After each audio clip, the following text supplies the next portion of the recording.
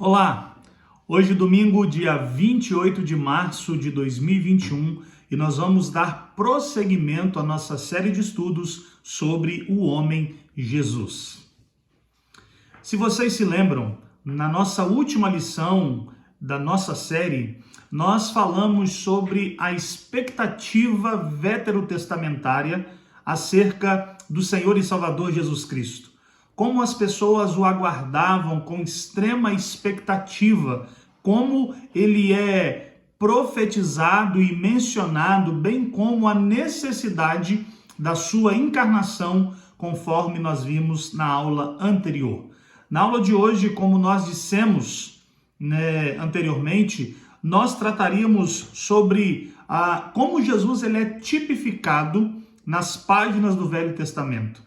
Nós falaríamos sobre a tipificação no tabernáculo e também no tríplice ofício de profetas, sacerdotes e reis. Mas, por causa do tempo, nós vamos falar especificamente nesta aula sobre a tipificação de Cristo no tabernáculo. Nós vamos usar a figura do tabernáculo para mostrar como ele foi tipificado, como ele foi ali, de alguma maneira, representado, atestando assim aquilo que as Escrituras têm a nos dizer. Meus irmãos, se nós olharmos para Gênesis, capítulo de número 25, especificamente o verso 8º, nós vamos ver que Deus ele disse a Moisés as seguintes palavras: "E me farão um santuário para que eu possa habitar no meio deles."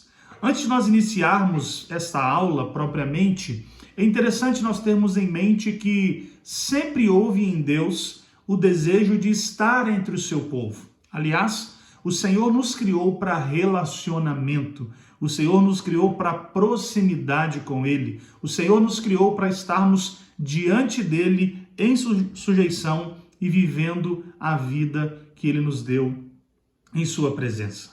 Então, quando nós olhamos para o tabernáculo no Antigo Testamento, é impossível que nós não consigamos ver que o próprio Cristo estava sendo ali tipificado. A nossa série de estudos, como a gente disse na aula anterior, ela tem por objetivo apresentar essa verdade inquestionável de que, de fato e de verdade, Jesus Cristo assumiu uma natureza humana e, juntamente com a sua natureza divina, coexistiram de fato e de verdade em uma única pessoa. A importância disso reside no fato de que nós precisávamos de um mediador, alguém perfeito que transpôsse a barreira entre nós e o nosso Deus. Então, quando nós olhamos para o tabernáculo, é impossível que nós não vejamos essas coisas. O escritor G. Cabil, ele vai nos dizer, quando ele escreve o seu livro Deus Mora Entre Nós, que o Éden ele foi o primeiro santuário de Deus e o local por onde o Senhor passeava todos os dias. No Éden, o homem experimenta a mais perfeita comunhão com o seu Criador. Todos os dias, na viração do dia, o Senhor ia no jardim e o Senhor e a sua presença estava ali em todos os lugares. Então ele diz que o Éden foi o primeiro santuário de Deus, não é? E a característica marcante do Éden é que lá não havia lugares sagrados, porque todo o ambiente ele era tomado pela presença de Deus e ele era tomado pela sua graça bendita. Um teólogo chamado Tremper Longman, ele também escreve um livro muito interessante que eu indico a todos aqueles que querem estudar sobre este tema, chamado Emanuel em Nosso Lugar. Tremper Longman vai dizer que o homem se sentia à vontade na presença de Deus enquanto no Éden, porque lá não havia locais especiais e nem sagrados, porque todo o ambiente era consagrado e diante de Deus estava. Mas existe o evento queda, do qual nós tratamos na nossa lição anterior. E a queda, ela põe uma barreira nisso. A queda, ela muda rapidamente todo aquele ambiente, todo aquele contexto. Todo relacionamento com Deus, ele é quebrado. E aí surge uma pergunta, como o próprio G. Cabil ele vai dizer: quem abrirá de volta o caminho do homem à presença de Deus no seu tabernáculo? Tendo o pecado entrado no mundo e quebrado aquele ambiente pactual, vamos assim dizer, como é que o homem retornaria à presença do Senhor? Nós vamos ver que Deus ele continua a se relacionar com o homem. Por exemplo, entre a queda e o êxodo, o povo adorava por meio de altares. Sempre que as pessoas estavam em peregrinação, ou sempre que elas tinham um encontro com Deus, altares eram construídos. E estes altares, eles marcavam e eles determinavam o local onde Deus havia se encontrado com o seu povo. Se você olhar, por exemplo, para Gênesis capítulo 8, versículo 20, Noé levantou um altar ao Senhor. Se você olhar para o texto de Gênesis capítulo 13, verso 18 e capítulo 22, verso 9, Abraão levantou um altar ao Senhor, Isaac levantou altares ao Senhor e também Jacó levantou altares ao Senhor. Então, à medida em que eles vão caminhando, antes de ter o tabernáculo, estes homens, à medida em que vão se encontrando com Deus e também para prestarem o seu culto, o seu sacrifício, eles erguem altares, marcando assim aquele local de encontro com a presença ou com o seu próprio Deus. Todavia, meus irmãos, depois dos israelitas se consolidarem como nação, quando eles estabelecem o culto e a adoração, eles são direcionados a um único local. E aí o texto que nós lemos aqui no início, quando Deus disse a Moisés que eles construiriam um tabernáculo, um santuário, para que o Senhor estivesse no meio dele. Então todo o culto ele é redirecionado para esse local específico chamado de tabernáculo. Sobre este local, o tabernáculo, Bruce Waltke ele vai dizer o seguinte na sua teologia bíblica: o tabernáculo simboliza a presença de Deus entre nós. É o lugar ímpar em que Deus e o seu povo se reúnem em santa comunhão. É o local onde se oferecem sacrifícios e se faz expiação para tornar impossível a presença divina. Então, todo culto, toda a vida religiosa, toda a prática da adoração, ela é conduzida para o santuário.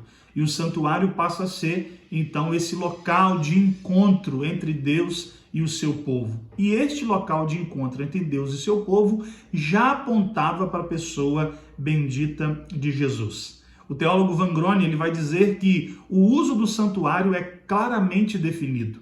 E Yahvé o usaria como seu lugar de habitação no meio do seu povo. Era a presença de Deus, de fato, entre o seu povo. Como nós dissemos no início, estar entre o seu povo sempre foi a vontade de Deus. E por isso, após ser ofendido pelo pecado humano, o Senhor mesmo ele providenciou meios para se relacionar com o homem.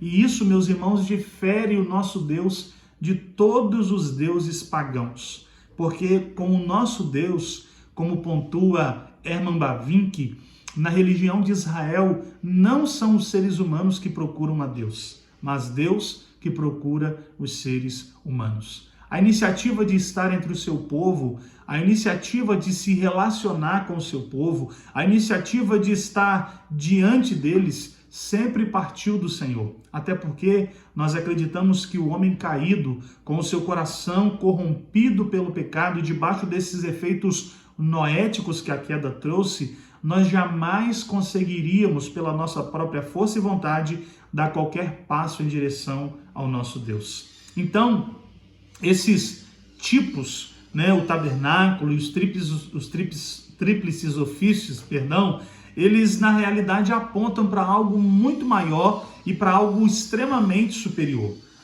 Deus se move em direção ao homem, dizendo que o seu filho, no futuro, seria o mediador da aliança da graça. E, quando ele vai falar acerca do seu filho, Deus disse que ele se chamaria Emanuel. O seu nome seria Emanuel. Isaías, capítulo 7, versículo 14, vai nos dizer isso. Nós sabemos que o nome Emanuel significa literalmente Deus conosco, Deus com o seu povo, Deus conosco.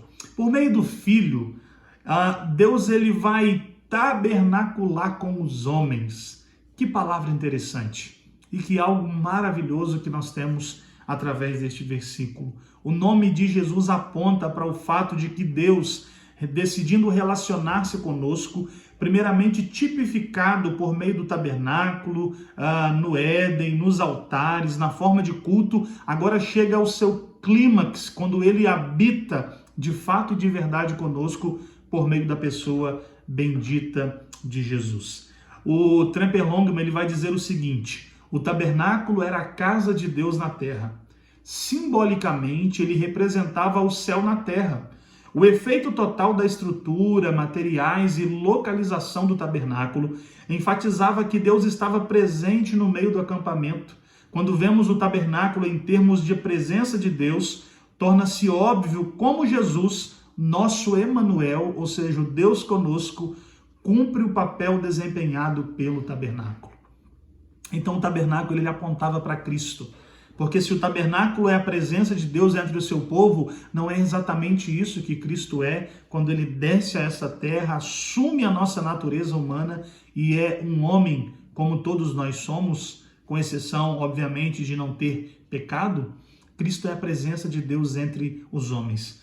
Isso fica mais interessante quando nós olhamos lá para o Evangelho de João. No Evangelho de João, capítulo 1, versículo 14, o texto nos diz que "E o Verbo se fez carne e habitou entre nós". Curiosamente, este texto ele é rico em significado. Para nos ajudar a compreender, escute o que diz D.A. Carson, quando ele afirma o seguinte acerca deste texto. Traduzindo mais literalmente, o verbo grego skeno, que aparece no texto de João 1,14, significa que a palavra armou a sua tenda, armou o seu tabernáculo e morou entre nós. Ou seja, Cristo é a presença de Deus entre o seu povo. Ele é o tabernáculo permanente. Ele é o Emanuel, literalmente. Meus irmãos, é algo magnífico olharmos para o Antigo Testamento e perceber que em todos os seus aspectos, todo o culto, toda a forma de adoração, toda a maneira como as pessoas viviam, apontam para a pessoa bendita de Jesus. Meus irmãos, vamos olhar para este tabernáculo que é Cristo e perceber as semelhanças, mas também a superioridade dele. Porque o tabernáculo é um tipo, um protótipo que aponta para algo maior, para algo melhor e para algo infinitamente mais grandioso. Cristo, então, ele é o tabernáculo. Ele é aquele que foi tipificado e tem o seu cumprimento na encarnação.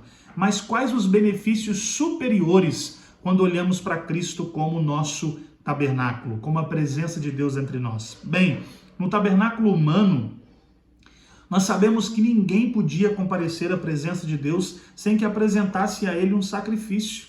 Era exigido que aquele que se apresentasse ao tabernáculo oferecesse alguma coisa. Por causa da santidade de Deus, contraposta à imundícia humana do nosso pecado, um animal perfeito precisava ser oferecido e sacrificado como forma de satisfazer a justa justiça divina, né? E é redundante mesmo, justa justiça divina. Quando nós olhamos para Cristo, Cristo é exatamente isto. Cristo ele é o Cordeiro sem mácula, perfeito e santo, que vem como substituto do seu povo. Aliás, é isso que João Batista escreve quando ele diz lá em João 1,29, eis o Cordeiro de Deus que tira o pecado do mundo. Então Cristo, ele não é apenas o tabernáculo, ele também é o sacrifício. No tabernáculo humano, apenas o sumo sacerdote poderia adentrar no Santo dos Santos. Uma exclusividade a poucos, mas Cristo sendo o nosso tabernáculo e através do seu sacrifício, todos os homens agora têm acesso a Deus, porque o véu da separação foi rasgado de cima embaixo. Mateus 27, 51. Deus nos garante, ou Jesus nos garante acesso a Deus. O escritor aos Hebreus diz isso de maneira muito clara, lá no texto de Hebreus capítulo 10, do verso 19 ao verso 20. O próprio Jesus, ele se identifica com o local da habitação de Deus, quando ele diz na sua morte que ele derrubaria o templo e em 3 dias o levantaria de novo, se autodesignando como templo de Deus. João 2, 19.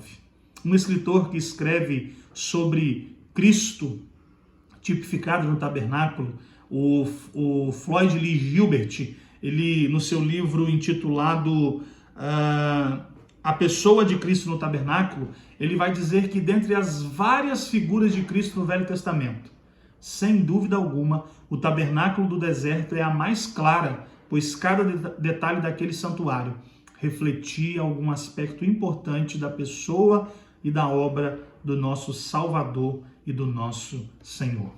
Portanto, quando nós olhamos para o tabernáculo, quando nós olhamos para a presença de Deus entre o seu povo no Antigo Testamento, é imprescindível que nós consideremos isso como tipos, como protótipos que apontavam para Cristo e que ele cumpre esses propósitos, que ele é superior na sua encarnação, tornando possível, literalmente, a presença de Deus entre nós. Não por meio de um tabernáculo feito de lona, de corda e de madeira, mas um tabernáculo de carne, à semelhança dos homens, perfeito em sua obra, mas que é a revelação bendita, graciosa e maravilhosa de Deus. Então, o tabernáculo, em última instância, aponta para Cristo. Cristo é o cumprimento perfeito, o modelo perfeito e sem qualquer tipo de defeito do verdadeiro tabernáculo, da verdadeira presença de Deus entre nós.